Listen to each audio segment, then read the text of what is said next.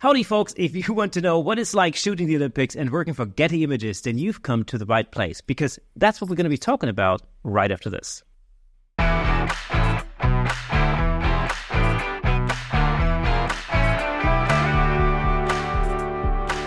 Now, that was about the third take I had to do for this little intro. You wouldn't know I've done this like over 200 times before. But anyway, welcome to Camera Shake, where we bring you the insider scoop on all things photography and videography, giving you a unique opportunity to stay ahead of the curve. As always, I'm your host, Kirsten Nuts.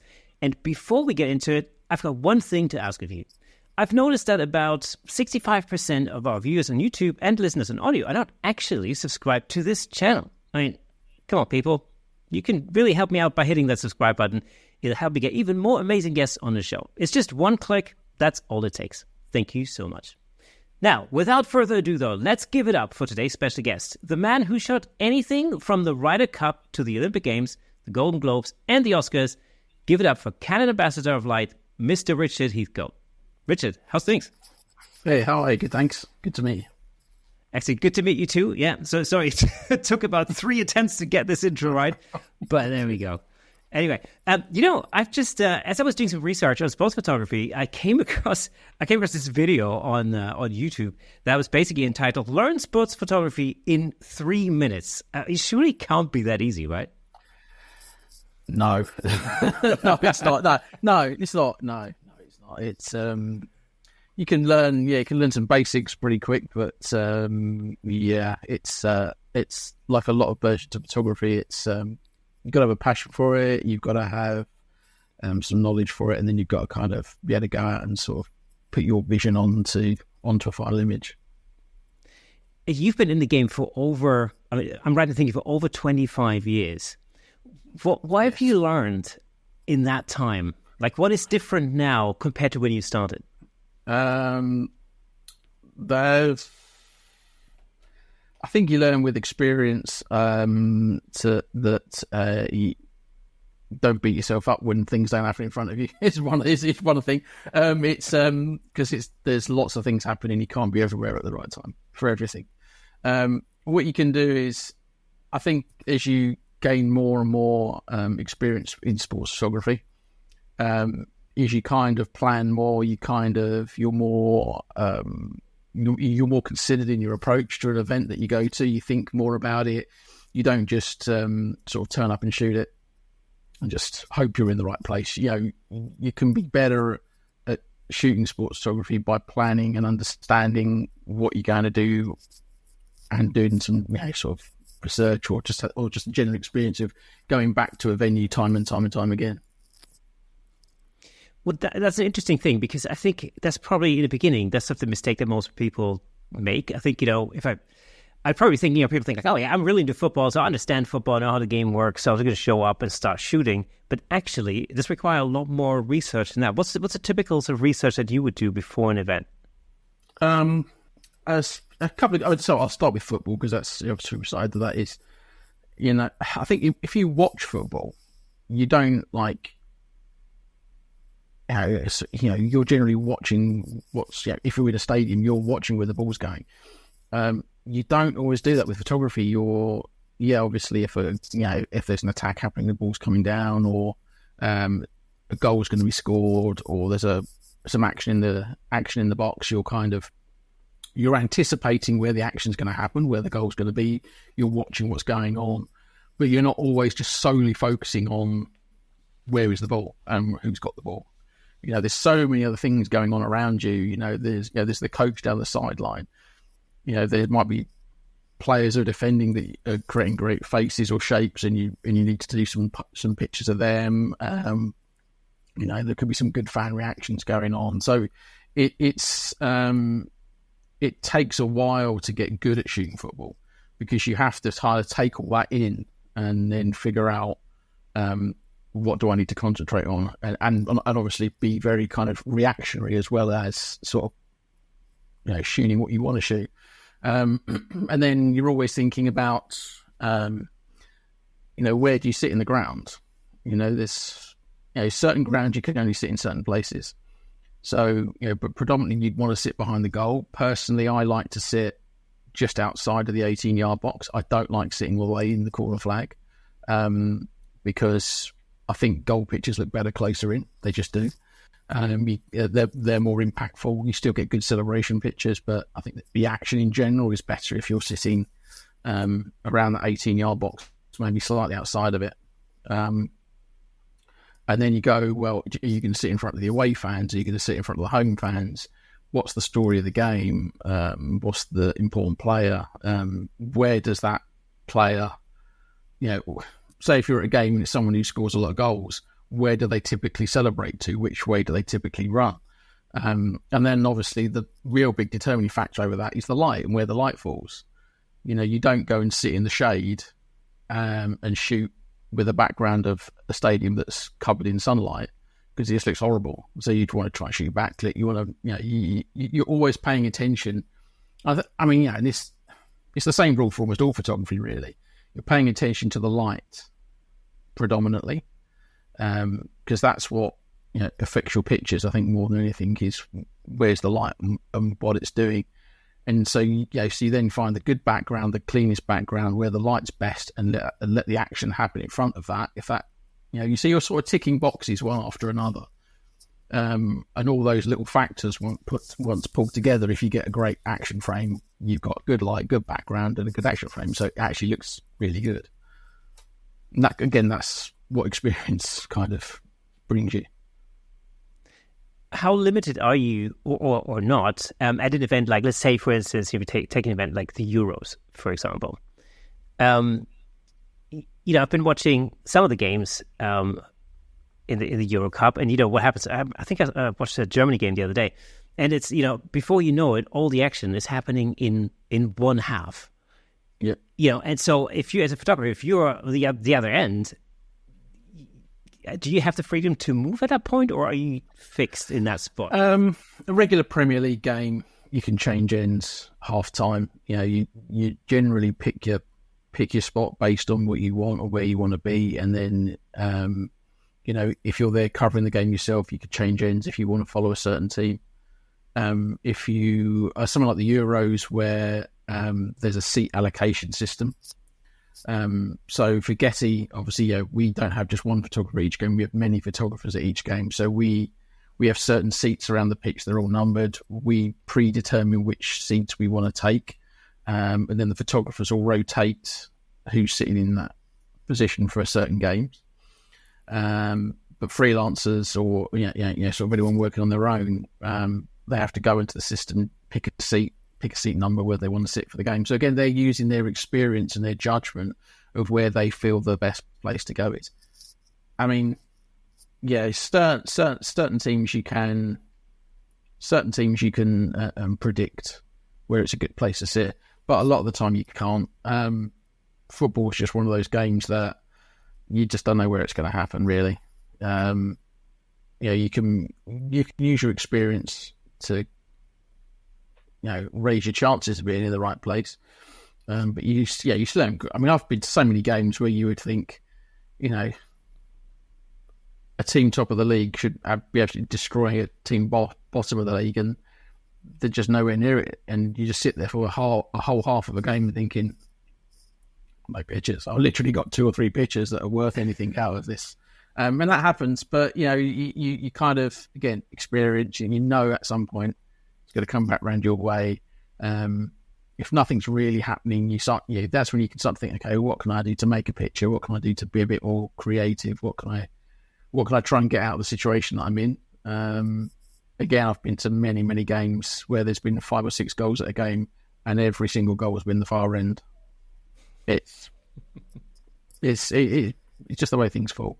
It can be very frustrating, but it can also be extremely kind of rewarding when you're in the right place and the celebration comes your way, and it's and it's an important goal. So, what's your favorite sports to shoot generally? Because I know you shoot obviously football. You've got a long history in shooting golf. We're going to talk Olympics as well. Out of all of those different types of sports, what's your sort of favorite from an action point of view, or generally photographically? It's kind of a bit mixed, to be honest. I think it's, look, sort of living, and being European and living in a European country, football is football. Football's the sport. And when you're at a game and it's a good game, you can really appreciate it's a good game, and and it's great to do. It's great to photograph. I have covered a lot of golf. It's a sport I really like, and what I really like about the golf is the fact that the golfers themselves are kind of normal, if that makes any sense. They're not. These are guys who travel 20, 30, 40 weeks a year, so they're not. They're kind of cooped up themselves. They're kind of find them very approachable. They're kind of normal people to talk to and to deal with. And the thing I like about golf is you go to different golf courses, different cities, different countries. Everything's varied. Everything's different. It's never always the same. You go to a football stadium and it's 99.9% almost always the same. Whereas you can go to a golf course and it can be an amazing scenic, and you can concentrate, and we can get amazing light. Or it can be a horrible golf course and it can pour down all week, but you can still make pictures out of it. It becomes a challenge. It becomes more of a challenge to think, okay, well, fine, what can I do to make something out of this? Boxing, I love boxing. Boxing's one of those sports where you can't help it. Like when you're on the apron and you're sort of poking your lens under the bottom rope or whatever, trying to get through, you can't help the adrenaline kicking in. Like you get all your hairs come up on your arm and anything like that. There's not a lot you can do about it. You just kind of, because you're so close to the action, you kind of get drawn into it, and it becomes a really good sport to photograph. Again, it requires a lot of luck, to be to be at the right angle, to have something happen in front of you. It's good. It makes a lot of fun. And again, I know we're going to speak about the Olympics, but I like a lot of the big events that we do, because we have such a dynamic in kind of wide team that Getty Images across the whole across the whole world. Sort of from Australia to the US, and here in Europe, we have a fantastic team of photographers. They're all very different in their styles and different in the way they approach. So when we pull all those people together, it becomes good fun, because it's kind of like it's people you see like once every 2 years or once every 3-4 years, or sometimes not for 4 years, but you kind of all of a sudden click, and you kind of push each other, because you're kind of interested to see what people are doing and how they're approaching taking a picture of the sport. So it becomes a really good atmosphere to work in. Do you find that the approaches vary dramatically in sports photography? I'm asking that because I've spoken to a number of sports photographers, like Gene Fruth, for example, or David Bergman is a buddy of mine. Yeah. And I find it very interesting to compare people's approaches. I shoot a little bit of sports. I'm learning. It's the honest truth. I shoot a lot of boxing. But, I've learned from other people who shoot boxing, and my life's gotten easier. Let's put it this way. Yeah. So you wear black on the apron. You've got to remember to wear black on the apron, because no one likes to go home with a shirt covered in blood. Oh, my God. It's unbelievable. It's unbelievable. I shoot these events, where you've got up to 25, 30 fights in a night. And it's by fight 20, you go come on, knock out in the first round, because I'm done here. Yeah. Those long shows they're tiring. It's very tiring, but styles of sports photography. I think there is, and actually, you know what? I think it's become more prominent and more developed probably the last 4 or 5 years, maybe 6 years. So, you could look at, if you go back to, this is from a UK perspective, I suppose. Some of the really early great sport photographers like Jerry Cranham, Amy McCabe, that really got the UK sports photography kind of industry going. Their style was, sort of. I think you look at someone like Amy McCabe, who was a newspaper photographer, and he had that very newsy feel to his stuff. Someone like Jerry Cranham it was very old school. And it was really beautiful pictures, really nice pictures. and this, there's so many great sport photographers that have been specialists in their kind of different sports and have put their own feel on those sports, and that's kind of affected the way a lot of photographers that have come through have then shot. We had, I think if you talk about classical sports photography, that's born out of those, those guys. Bob Thomas is another one. There's a lot of sports photographers in the industry that came, through him in the 80s, 90s, and have that very, what you would determine as a classical look to the sports photography. And then as kind of digital kind of really kicked off and changed things early, sort of 2000s, really.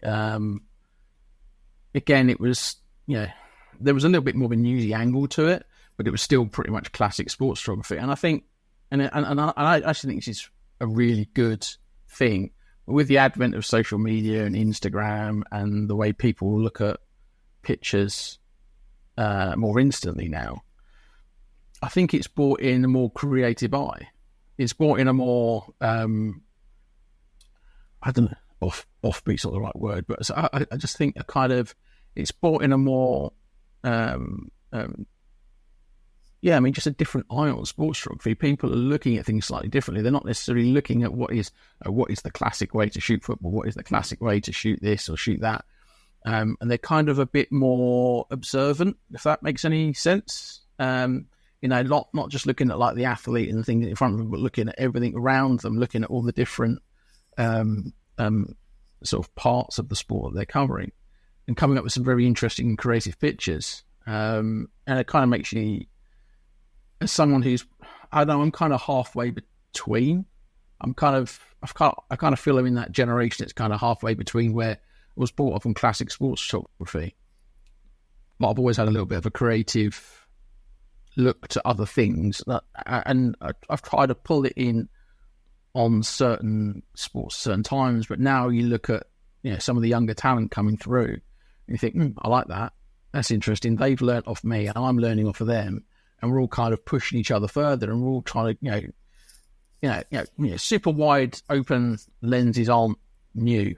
50 1.2s and 85 1.2s. They've been around a long time, and they've been used for certain things before, but it's creating that look and that feel of something is kind of, using it more regularly is then pushing people to look at the subject a bit differently and maybe photograph things a little bit differently.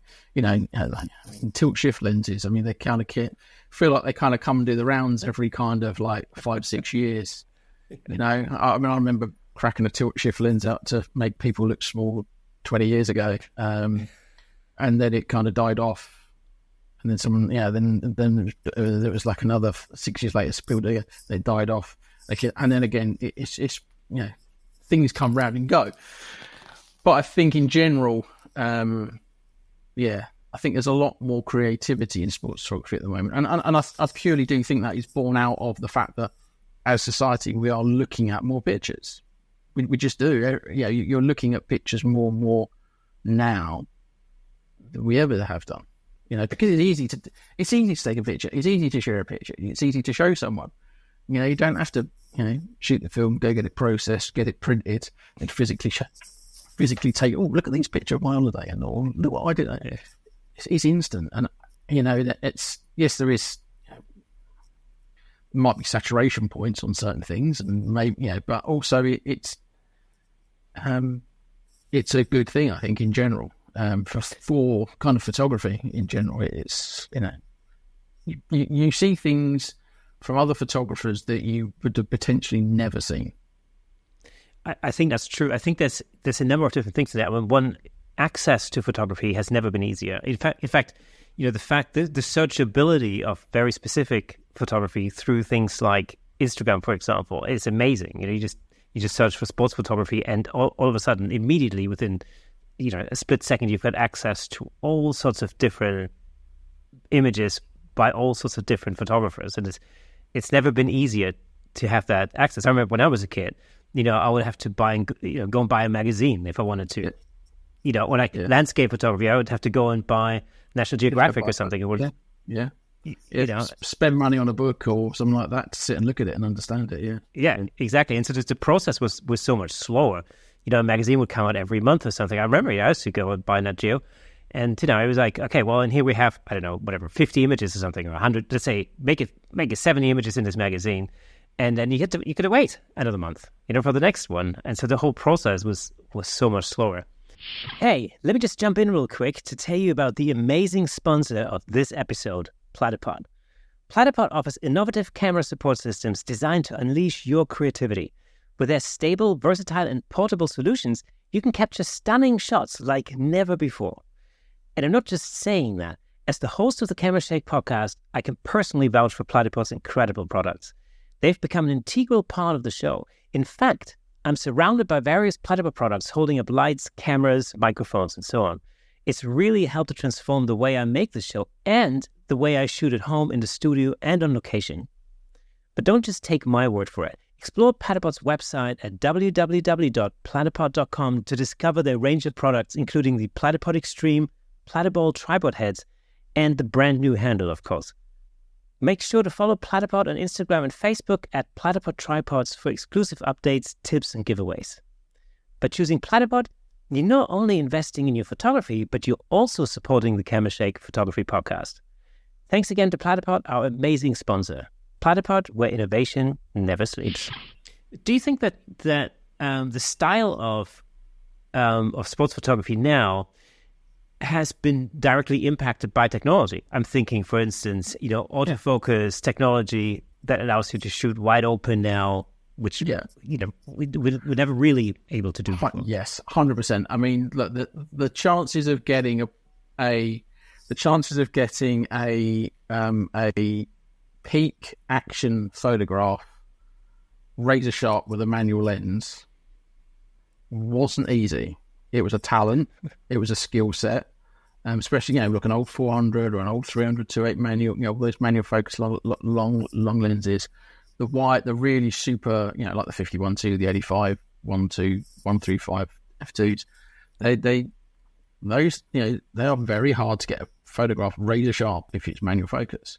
So the ability of the autofocus has helped tremendously in making those lenses more accessible, to be able to use them more, to be able to have the to have the trust factor to turn around and say, right, yeah, I can definitely, I'm not worried about like whether that's going to be out of focus or not, or I'm not worried, it's going to be sharp exactly where I put the cursor, exactly where I want it to be. And that, again, that builds confidence. You look at it's the Canon 28 to 70 f2 zoom. It's a big piece of glass. It's a beautiful thing. And we've got guys who are now opting to use that instead of a 24-70, like the 2.8 version, because you know what? It looks a little different. It looks a little nicer. They can just like the final image, they can come away with something that is slightly different, and they've got 100% trust in its ability to be razor sharp exactly where they want it. How much time do you have to actually check the images when you're in the heat of battle, basically? Because I mean, I'm thinking like in the olden days of film, there was just you just pop out the roll, and you could no way. No chance, no. You can't again. So because we're transmitting pictures live from the back of the camera, we're kind of actually going through and checking, sort of checking pictures as you go. So you kind of, obviously you're looking for a break in place. You can, you're like, if a goal of celebrations happens fast, you're straight on the back of that camera, kind of recording a voice caption, tagging the picture and FTPing it to our editors who are editing the picture on cloud servers. But but then you'll go back at some point. You wait for a break in play. You remember kind of a little bit of action that you did. You remember a sequence. So you just remember to go back and voice caption and send that as and when. We do also, depending on the situation, we will do like a send all. So say something like something like the Olympics will, like the cameras on the 100-meter finish line straight. All of those will be sending every single picture as it's taken. So you're talking, a lot of data shifting very fast. A lot of cameras shooting a lot of data very fast and moving that to editors that are then, we have a fantastic edit team that work as a collaborative unit, so they're all over everything. They're prepared for things that come in. They're obviously watching the sport as it's happening as well. So they're kind of preempting, a goal's gone in at this game. Who's at that game? Okay, if there's two photographers at a certain game, which we normally do have two at most Premier League games, who's which end? So they're kind of preempting who they're going to see the picture from first, to turn it around to get the picture out onto the feeds and out to clients as fast as possible. And the Olympics is the same. It's, that edit team works so well as a unit.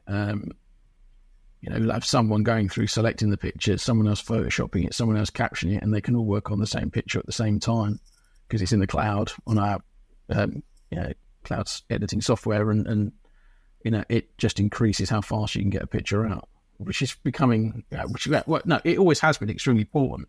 Even back to the old days of processing film and sending a picture, it was still important to get a picture out fast when it mattered.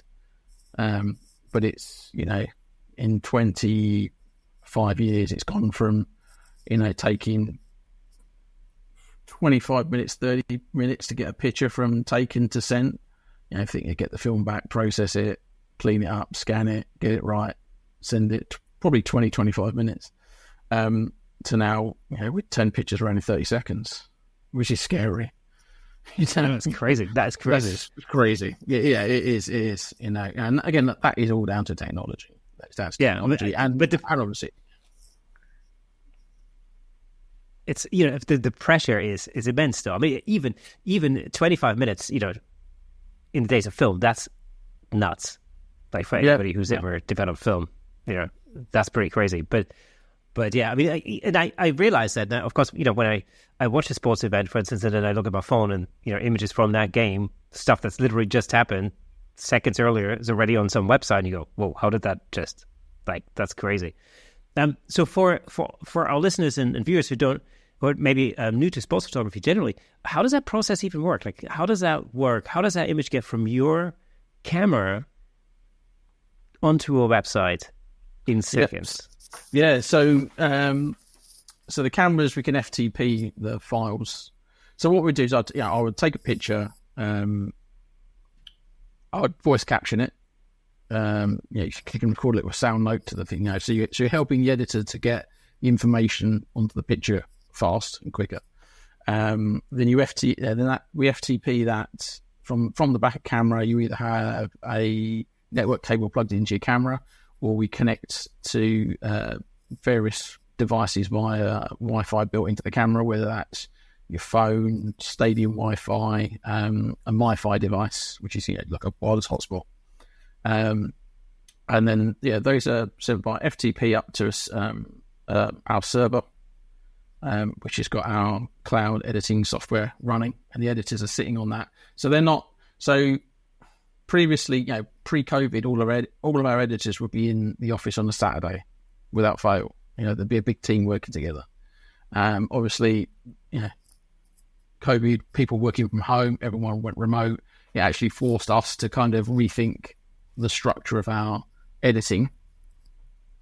And everything is then cloud-based. So you can have people collaboratively working anywhere in the world together on the same set of pictures. Actually, for the Euros and for the Olympics, there's a massive value in having people sitting all together face to face and talking, because you can actually work better in that environment. So we're actually we brought a massive team back together for that in the office. So it's edited, goes up to the cloud. Our custom software is there for browsing, captioning, putting all the metadata in the right place, getting all the caption information correct. The image is cropped with a little bit of levels and unsharp masking Photoshop. I mean, we really scratched the surface of what Photoshop can do, because obviously we're bound on editorial integrity. So, it's very important for us that, literally all we would do with the picture is crops and a little bit of levels. That's it. It really doesn't get much work on it at all. It's down to the photographer to get the exposure right. That's pretty much it and go. picture's captioned, and then it's sent onto what's called the feeds, our feeds, which are essentially like it's like a distribution network out to newspapers, websites, any clients that are signed up to our feeds, and obviously the images are also published to Getty Images at the same time. So any clients that then download stuff can download it. But it's they work smart and fast. And they've got it down to an art, which is pretty impressive. And again, it comes down to working as a team. You can't, if you have those editors, I'm on WhatsApp to the editors. I'll tell them if I've messed a goal up, if I've been blocked, or I don't think it's a good picture, I'll tell them on like a message, so I'm not wasting their time. They can go look at someone else's stuff faster, or if they know I've got it and it's come and say, look for this, look for that, it's coming. It just speeds up. It's working as a team, so they are, someone's picking the pictures, someone's captioning them, someone's cropping them, and then like the last person to touch the picture just hits send, and that's how it's so fast, and that's how it works so well. In what way are let me see how I prefer that.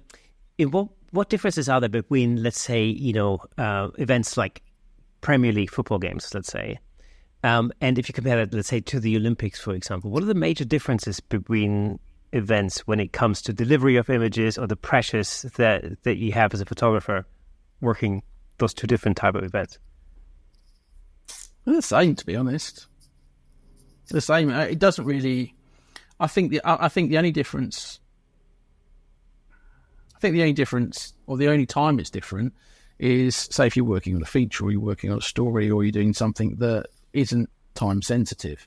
Otherwise, I think we approach every event in the same way. Yes, we have a bigger operation and a bigger scale for something like the Olympics and the Euros and a Champions League final.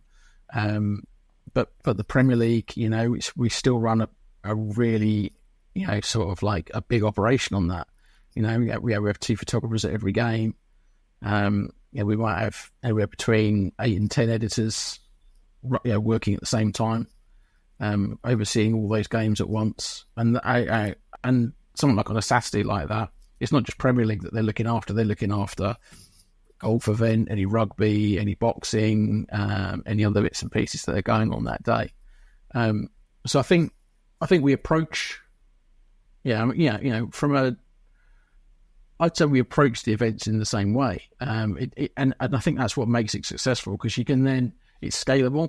You're not something, oh my God, it's the Olympics, I have to do something different that I've not done before. It's the same thing you do every week. It's just a different event.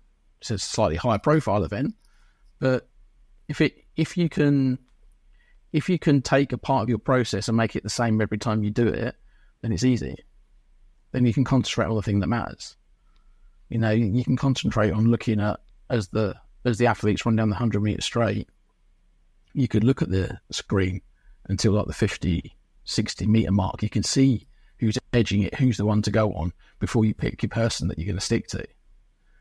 And you don't have to worry about the other parts of it, because it's what you do every single time you go and work. And again, yes, that comes down to a lot of experience and things, but I think that's something that I've been pretty good at, kind of, sort of pushing through to the young photographers coming through. It's like, no, it's the same thing. It's the same thing you're doing. You do the same if you do a championship game as if you do the 100-meter final. Doing the same job. It's just a different sport. If you can install that, if you can kind of help put that kind of mentality into it, and it just lets them kind of like, okay, I don't have to worry about X, Y, and Z. I can concentrate on that and that. And it, I think it makes the job a bit more enjoyable, and it certainly yields better results.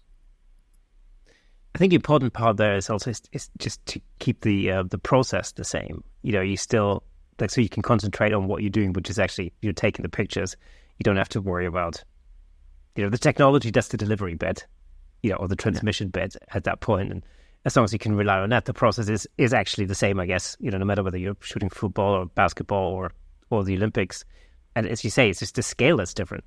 Yeah. So I know you've been working with robotic cameras as well, especially at the Olympics. I'm thinking the 2012 London Olympics, for example. Yeah, 2012 was where it kind of all started with. I mean, so sports look fantastic from above. They look very graphic. They look very different. We don't shoot sport from above very often, so it's different and it catches people's eye. But someone like the Olympics, there's lots of good colours. There's lots of good graphic lines. It's very clean. There's no advertising. It's just the Olympic rings normally and what's called like the game's look, which is like the logo of the game. So you want it's a great opportunity to make things look good.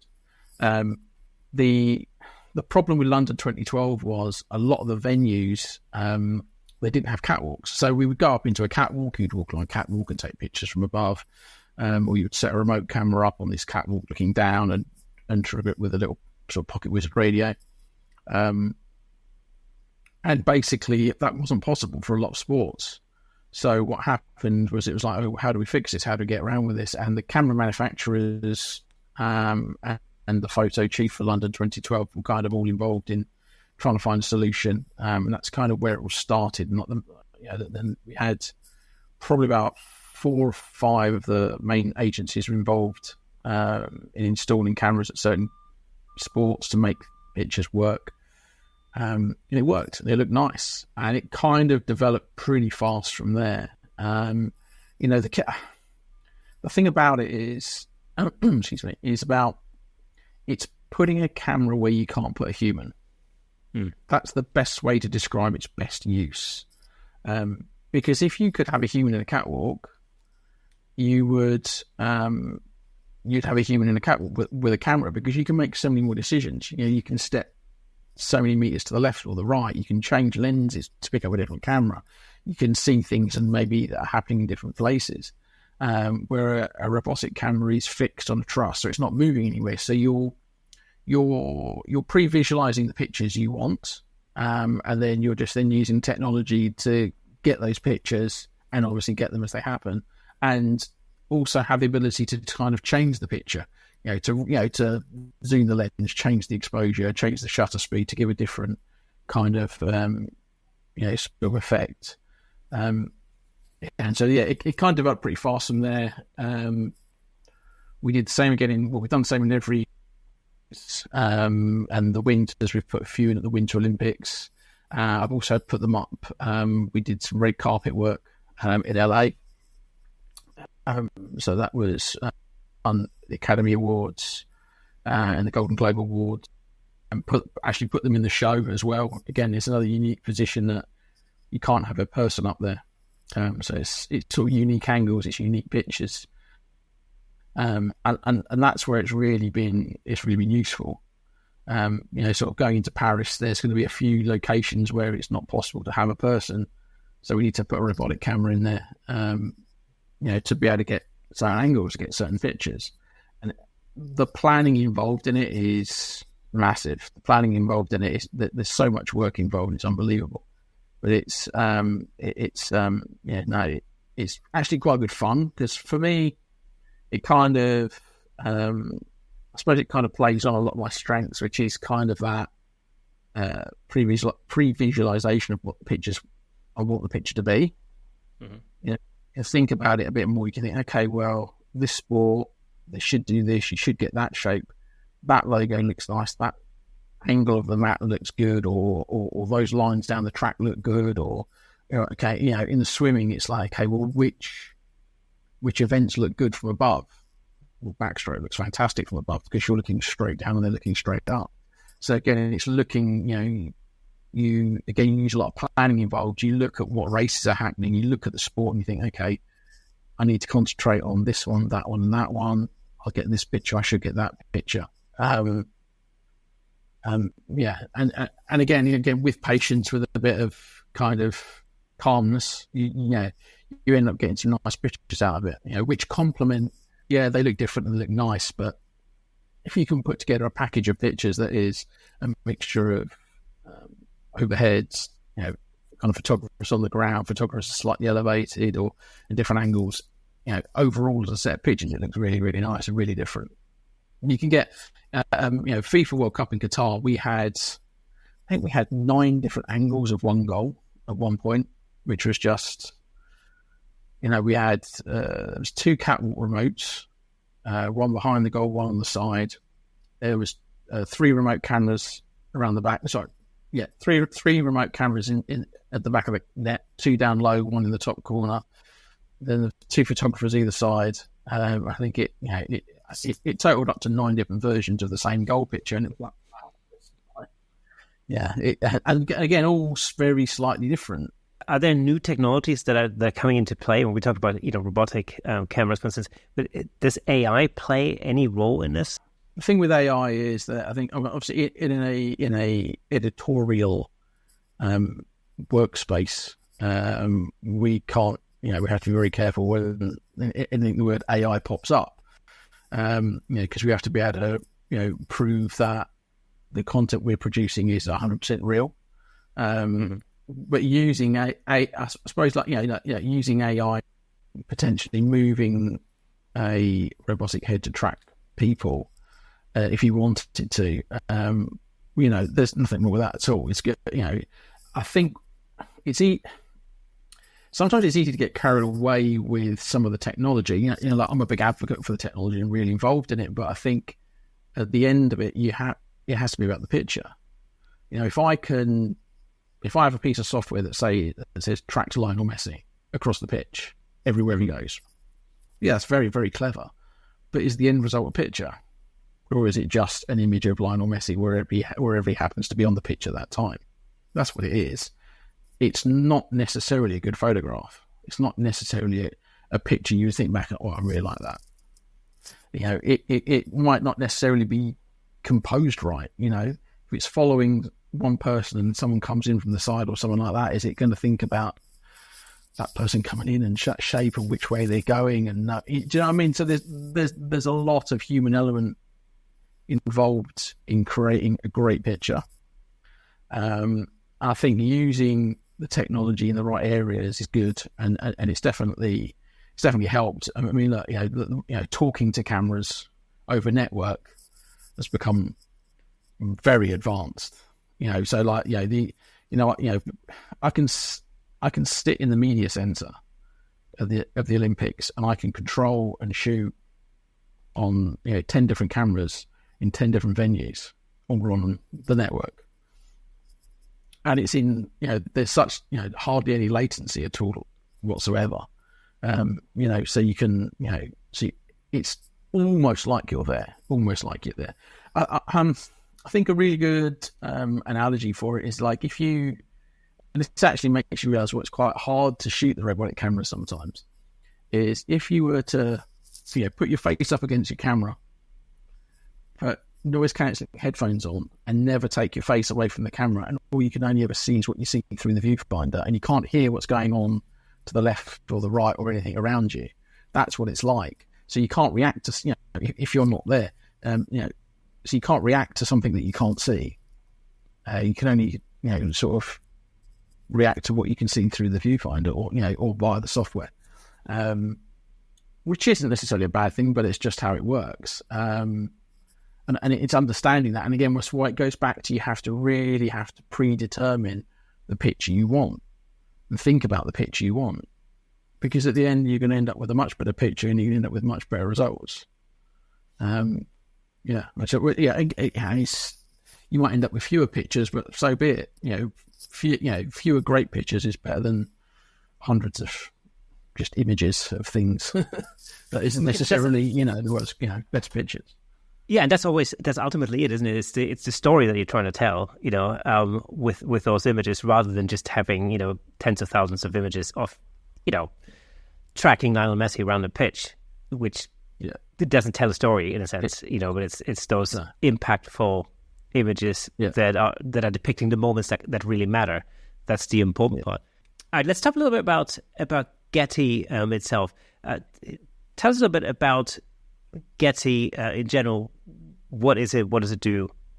So Getty Images is it's a massive company, really. It's not only really whereas it's not just photography, it's videography, it's images in all, it's all kind of in all forms really. They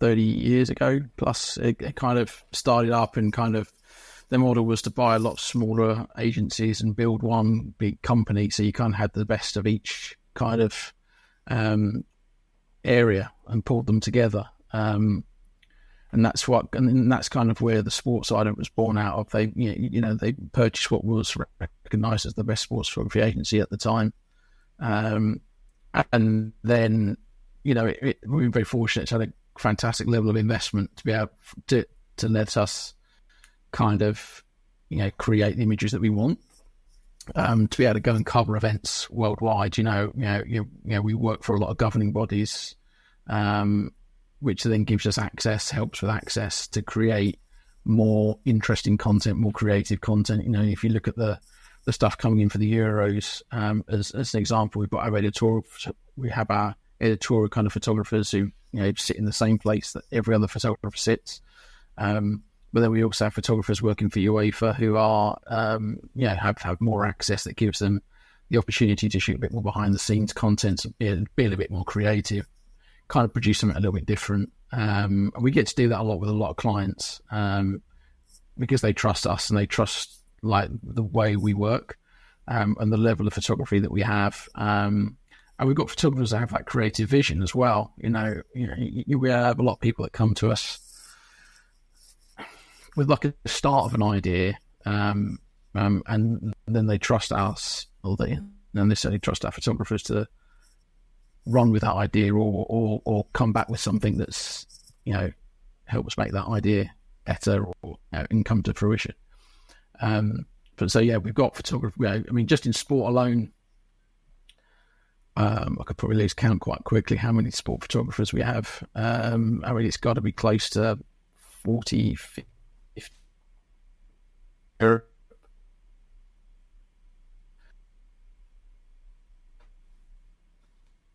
Probably rest of the world, the US, Australia.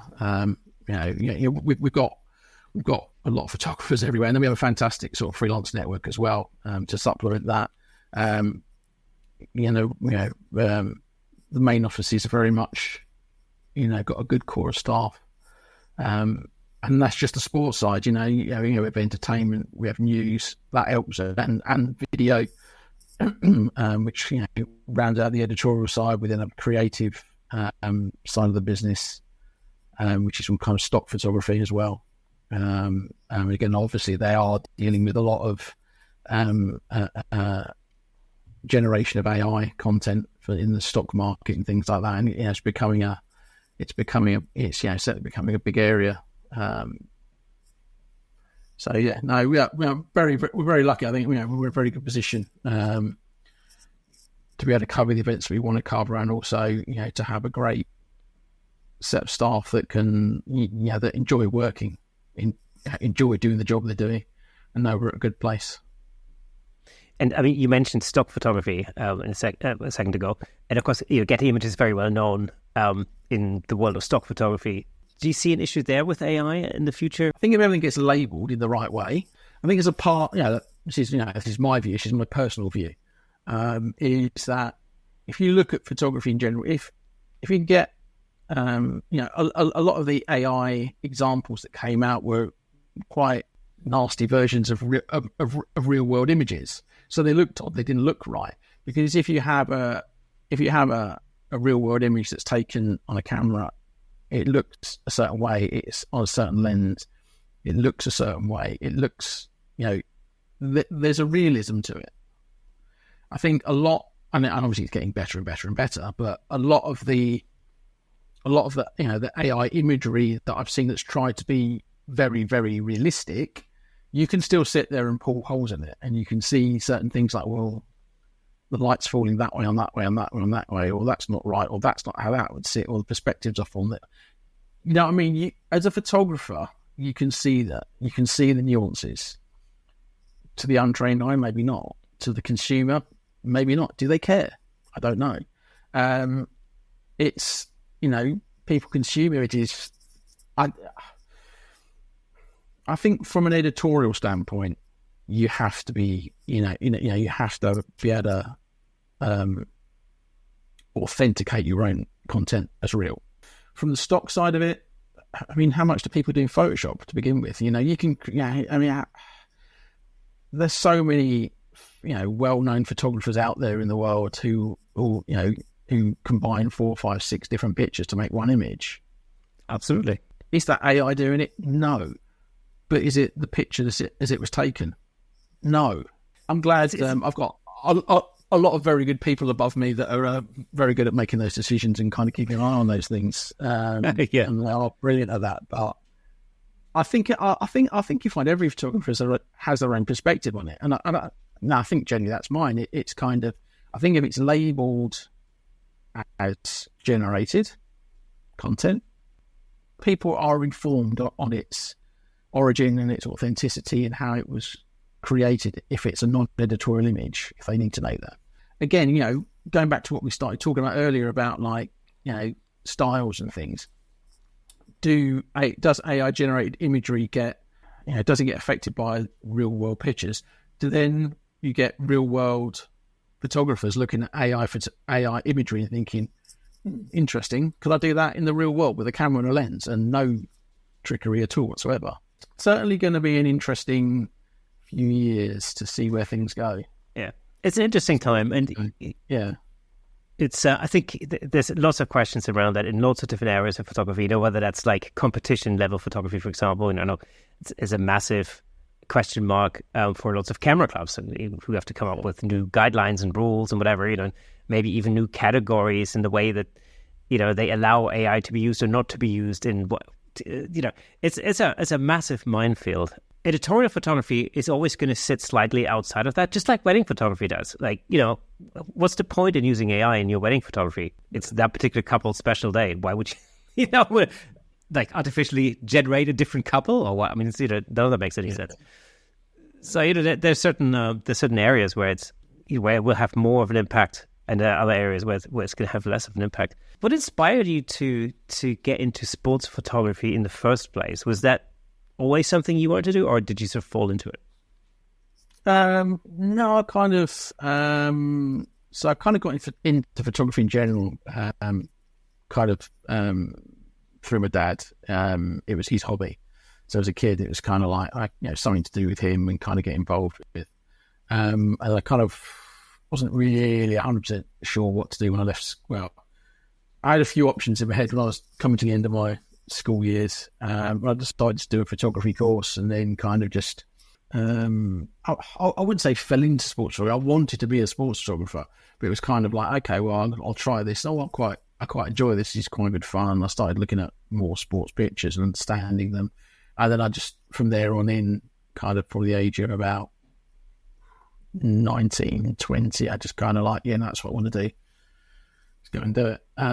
It wasn't necessarily an easy start, I think, you've got to kind of like do a lot of door knocking and a lot of luck. And I got lucky that I managed to get in with a what was at the time a smaller sports kind of photographic agency. I was there for a few years before I joined Getty. And it was fantastic, because you just, again, it was like processing film, transmitting pictures. It was kind of the start of the digital kind of era, 98, 99, 2000. And then, it was just good fun, a good enjoyable thing to do. And I got lucky getting into it, but I think you take your luck on that, on things like that. And it's important to kind of appreciate that, right place, right time kind of thing. But if that opportunity runs up, go with it and really push when you need to push. There's even more people trying to get into sports photography now than when I started, because it is more accessible. Is that a good thing or a bad thing? That doesn't really. I don't know. It's not a bad thing. It's a good thing. I mean, I'm all for people getting into photography. Does the industries change and things change, but I think the more photographers that are around, it makes you look at your own photography more, and kind of always make sure that you're kind of on top of your own game, really, and trying to find, okay, what can I do? Or, if there's someone coming through, it's nice to look at what they're producing and then kind of see what they might be able to do with a little help or with a little guidance. It's kind of, it's I think that's what I'm starting to enjoy a bit more now. It is kind of not telling someone how to do the job, but just kind of saying, just kind of like molding them a little, or sort of like just pushing them in the right direction, or just giving them encouragement in the right way. So, I think it's really important to kind of everyone to have their own style, everyone have their own way they look at things, and you don't want to kind of like stamp that out of anyone and make them a carbon copy of yourself or of anyone else. You kind of want them to take their way they look at things and then use your experience to kind of help them refine it, so they can make it the best version of their style or the way they look at things. And again, it goes back to what we were talking about. There's new styles. You look at that, and that's things we've identified. When we brought in younger photographers and newer photographers, is that that's different, that's interesting. And there's clients that like that. There's clients that like this style or that style. We've got people who are strong in certain aspects of photography, and others who are strong in others, and to be able to, to have that wide kind of, all that depth to kind of pick from is really nice. And to be able to help develop people it's good fun. It's good. Well, that's the thing about mentorship, isn't it? It's not about, making somebody the image of yourself, but actually allowing them to become the best that they can be. So, it's the Obi-Wan Kenobi type of effect. Yeah, exactly. Yeah. I know you grew up in Watford, which is literally just down the road from where I am right now. Did you get to shoot the Hornets a lot or not? Yeah, I kind of snuck in there. So when I was a student, I used to go there as a fan as a kid. My uncle took me along to games from probably when I was about the 80s. Should start to show me age. And then kind of snuck in there for a few games as a student. They were lower league at the time, and I kind of go back there when I can. A lot of people say, "Oh, it must be really hard shooting your own team." It's like, it depends. Sometimes I can just focus on the game, and sometimes I get kind of caught up a little bit as a fan. But I can't complain. And the opportunity. I've always going to end up on a Premier League game most weekends. So at least we've had sort of 5-6 seasons in the Premier League over the last 10 years that I can. I've had a good excuse to be able to go back there more than most. Yeah. Have you been watching the Euros so far? A few bits and pieces, to be honest. It's been Paris prep has been absolutely. I'm off to Paris on Monday, July the 1st. I'm there because we start all the installs for the catwalks and things on the 8th. It's just under 20 days before the Olympic starts. So it's got, So I'm there for the 1st July right through till a couple of days after it finishes, home for a few days. And then I'm going back out for the Paralympics as well. But I'm going to shoot that. So most Olympics, I'll do all that with the robotic cameras. And I'll kind of manage that team of but the Paralympics, I'll just go and shoot normally, camera in hand, on the floor level, which I'm actually looking forward to, because I've never actually shot Paralympics. I've always been so worn out from doing the main games. I thought, I want a few extra weeks off. So I'm actually looking forward to going back for the Paralympics. It'll be a really good experience, I think. Really looking forward to that. It's amazing how quickly that's come around again. I can't believe, because in my head I was like, when are the Olympics? Are they going to be in 2 years' time? No, it's like, no, it's this summer. Oh my God. Sport happens fast. It's got a 4-year cycle, of kind of like, World Cup football and summer games, that rotation every 2 years. And it just, before you know it, the next one's on it, the next one's on it, the next one's on it, the next one's on it. And it just rolls. So it's kind of, it's good because you're always busy and you're always planning. What advice would you give budding sports photographers in 2024? You have to know your sport. You have to know what you're going to go and photograph. You can't just go and turn up to something and expect to get a picture. You can't just turn up to a football match and expect to be sitting in the right place. You can't just turn up to an athletics meet, whether it's a small regional one or something as big as the Olympics. You can't just turn up and expect to be in the right place and things happen. You need to know, you need to do your research, you need to understand. You need to understand that, something like the pole vault, kind of Duplantis, who's like, he should win the Olympics. He's the world record holder. He might only jump 3 times. If you don't know that, you might miss him. What you don't know is that he always jumps the first height. So the real base height, he always jumps that. So you can go and get a picture of him, guarantees, when he jumps the first round. You then might sit around for an hour and not do a jump. So you might, you think, oh, well, where do I need to go? Where is this? Am I going to come back? And then all of a sudden he jumps again. He might win the competition in the second jump. So again, research, it's the same with gymnastics. You need to know which gymnasts, or which way do they turn when they do a certain jump off of the vault, which way do they spin on the floor, football, you need to know Harry Kane when he was at Spurs. I knew where he was going to celebrate almost every time. If he scores at a certain end, he's always going to run that a certain side of the goal. And 99.999% of the time, that's exactly what he did.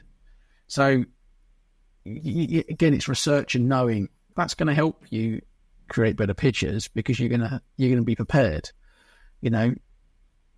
Knowing where the light is going to be, knowing where you're going to rush into an event. Take your time and get there in plenty of time so you can go. When I go to a golf tournament, I go to somewhere I've never been before, I'll figure out where the light is at certain times of day. I'll have a look at the tee boxes, I'll have a look at fairways and things like that, and I'll have a little think. I'll have a look at the course map. I'll work out where I've got my cut throughs, where I can jump from this group to that group. And know what. Okay, right. So I know what I need to be on at this part of the course at this time of the day, or in the morning. Spend an hour or so there. Don't waste my time here, and here. And again, it's just that. It's understanding what you're going to go and photograph. If you're going to go shoot pictures of a CEO, and you're doing portrait pictures, you don't just rock up with a flashlight on your camera, do you? It's kind of like you kind of prepare. You go and do your research. You think, okay, I need to do lighting. I need to light things this way. This is a good way of doing it. And there's so it's the same for. I think the same for everything. Not just photography in general, but if you want to talk about photography, it's kind of like, if you understand what you're going to go and do and you prepare for it and you have some knowledge on it, it's going to make your job easier. It's going to make your life a lot easier, and you're going to get better pictures out of it. In terms of equipment and things like that, it is a lot of big glass, which is not cheap, but you don't necessarily need that massive big piece of glass. We call it like our short lens, but 70 to 200mm 2.8, that's our short lens. Because that's, most of the time we're 400 2.8. Don't shoot things that are out of the capability of your equipment. So if all you have is a 200mm as your longest lens, don't be shooting action that's in the middle of the pitch or at the far end of the pitch, because it's tiny in the frame. Wait for action to come to you. Really, let it fill that frame. You'll get better pictures, and you'll get better by being more patient and concentrating on what's in front of you. And that's how you create award-winning pictures. Talking about award-winning pictures, so you won the 2020 World Photography Awards. Yes, best winner. What was the story behind that picture? That's the Anthony Joshua punch picture. In Saudi Arabia. So that's so again, this is a really, really, really good case of patience, and kind of just like it can happen at any moment. So I was the fight was in Saudi Arabia. It was some silly time in the morning because of the time difference.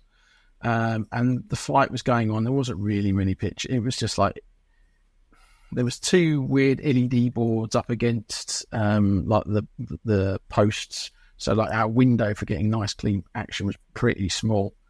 And then I wasn't getting any pictures. It was just like there was nothing nice. There was a couple of okay frames, whatever. And then that frame is from the 12th round of the fight, so the final round of the fight, literally the last minute 30 seconds of the fight.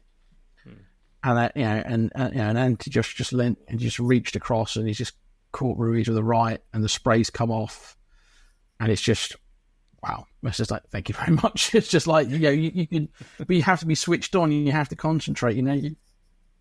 For even a big title fight like that has gone on for ages and ages, and you've not got any pictures. You get a little frustrated, waiting for something to happen, and then all of a sudden, bang, happens, and that angle only worked, from there, kind of the photographer's the other side of the judge, because I was right of the judge. The photographer's left of the judge, didn't even see it, or didn't even kind of didn't see that angle at all. So it's completely different. And you have that so much in boxing, where just being that one or two left or right is the difference. So that's really where that picture came from. That's what that's what that moment came from. Boxing is, I think, has a lot to do with being in the right place at the right time. It's it's so difficult to plan because they move around the ring so fast. Yeah, they do. And again, as you know, like the referee, at times like ref move. The amount of times that I've had, my camera pushed into my face because you're trying to get a shot. You don't really realize how close they are. Yeah, you've got to drop back. You've got to know how. Yeah, again, that experience. You just have to know when to drop back. You can feel them coming, see them coming. You just got to drop back. It's spent plenty of the evening. Baby wipes are always something to take when you're boxing. yeah, exactly. You can wipe your camera down if any bodily fluids come your way. yeah. The amount of times I got back in the car afterwards, I'm thinking, that's not my blood. No, exactly. Yeah. Of course, you're a Canon ambassador of light. What's your favorite Canon gear? Gotta ask this. I promise, Canon. That's all right. So obviously at the moment I'm using Canon R3's kit.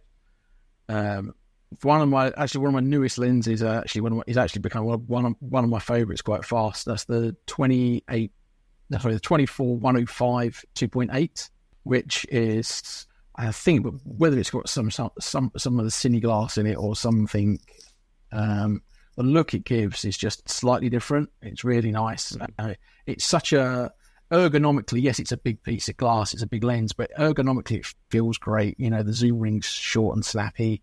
It feels in the right place. I like the idea of something that, it is also, is designed around a bit of video work as well. So sort of don't do a lot of video, but kind of doing bits and pieces and getting into it a bit more. So, it's a great piece of kit for that. The other things I like and love, which I use a lot, is 85-1.2. It's quite a nice, just for kind of, sort of like a bit of portraiture, and also for just making things look a little different, which is quite nice. But I mean, otherwise the main workhorse is 400-2.8, and the 20 and the 7200. But that 24-105 2.8, the new one, is a lovely piece of kit. So I used to own a 24 to 105, and I sold it. Not this one, an older one. But like an idiot, I sold it. Actually, I quite like the focal length, just out of the range. But as a portrait photographer, I do shoot a lot on the 24 to 70, interestingly enough, and that's sort of the workhorse. And so the 24 to 105 seemed sort of redundant almost, So for some idiotic reason, I sold it, But as you say, for video, it's actually a really great focal length. Yeah, it is. Yeah. Richard, thank you so much for being a guest on the Camera Shake podcast this week. It's been absolutely amazing. So thank you so much for coming on the show this week. It's been a pleasure. Thank you very much. Let me just say this for all of our viewers on YouTube. If there were a number of sort of, internet Wi-Fi glitch outs throughout this episode, then that's just how it is. It's, nothing we can do about that. We're a slave to the technology in that respect. So it is what it is. Okay, folks, that's it for today. It was amazing having Richard on the show. And as always, before we go, let me just recommend another episode that I think you'll like. Check out episode 140 with David Berkman and episode 196 with Gene Fruth, where we talk more sports photography. I'm sure you'll love it. If you enjoy our content, consider supporting us on buymeacoffee.com/camerashake to help us continue creating and bringing you more exciting episodes. It really does mean the world to us. And for those of you who are listening to the audio version of this podcast, did you know that there's a fully fledged video version over on YouTube with plenty of examples of our guest photography in full Technicolor? All you have to do is go over to YouTube, search for Camera Shake Podcast, and you'll be able to watch all past episodes on there. And if you're already on YouTube, well, just drop us a comment, hit the like button, ring that bell, and share with your friends. Your engagement helps us reach a wider audience all over the world. Literally all over the world. I'm always surprised when I look at the stats. Absolutely incredible. So wherever you are in the world, thank you so much for listening. In fact, where are you in the world? Get in touch, send us a message. You can find us on Instagram, Facebook, or, I don't know, tie a little letter to a pigeon and send it over our way. Let us know where you are. Super interesting. Anyway, thank you for listening and watching. And remember, a new episode drops every Thursday, so make sure you mark that in your calendars. Until next time, keep shaking things up in the world of photography. See you next Thursday.